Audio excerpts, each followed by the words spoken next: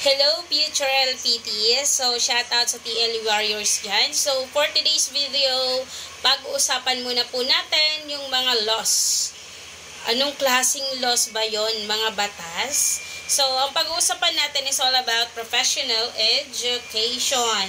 So, ang tinatawag ko po rito is yung mga law of exercises, law of readiness. Ano ba yung purpose? Bakit kailangan nating pag-aralan ng mga ganitong senaryo? Right? So, ayan. Pag-aralan natin ngayon. So, tingnan natin. Ano-ano ba yung mga law? Okay. Meron tayo teachers na 7. Ano yung 7 yon na dapat ninyong tandaan sa professional education?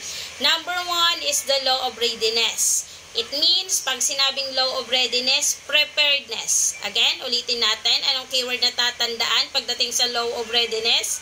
It is the word preparedness. How about law of exercise? O ano yung example? Pag sinabi nating law of exercise, it is practice makes perfect. The more na nagpa-practice tayo, the more na nag-aaral tayo, mape-perfect natin ito. So, under po siya sa law of exercise. So, pag sinabi natin na law of effect, pangatlo. Pag law of effect naman, it is the satisfaction. Satisfied ka sa inaaral mo. Satisfied ka sa nire-review mo. So, it is the law of effect. Satisfied ka. So, when we are talking about the law of primacy, ano ba yung law of primacy?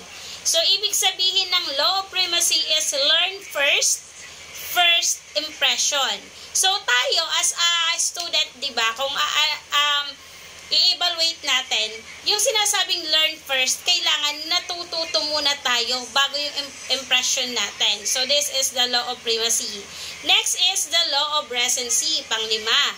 Ang law of recency po is now must resent our best. Ito yung mga best to remember natin, mga naaalala natin. And then, next is law of intensity. Okay, pag sinabing law of intensity, ito yung impact sa'yo nung pinag-aaralan mo. Impact, exciting part. For example is, pag nagpapagawa tayo ng role-playing sa mga estudyante natin, so it is the law of intensity. Now, ito, yung pang-7. Lahat meron tayo nito. It is the law of freedom. Lahat tayo may right to freedom. So, pang-7 yan. And then, the last is, what? Law of importance. So, pag sinabing law of importance, it is very essentials. Essentials, right? So, ayan. Doon naman tayo sa mga Bloom's of Taxonomy. Right? So, meron tayong cognitive, affective, and psychomotor. Ito yung CAP. So, ito yung pag sinabing cognitive, it is the mental skills or knowledge. Affective, it is the growth in feelings or emotion areas.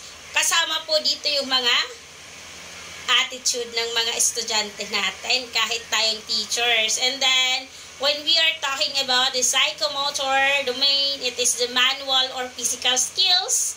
Nagpagawa ka ng activity, hands-on activity, practical, laboratory. So, under po siya ng psychomotor domain. So, that's all teachers. It's me, Maestra Bicolana TL Itambayan. Once again.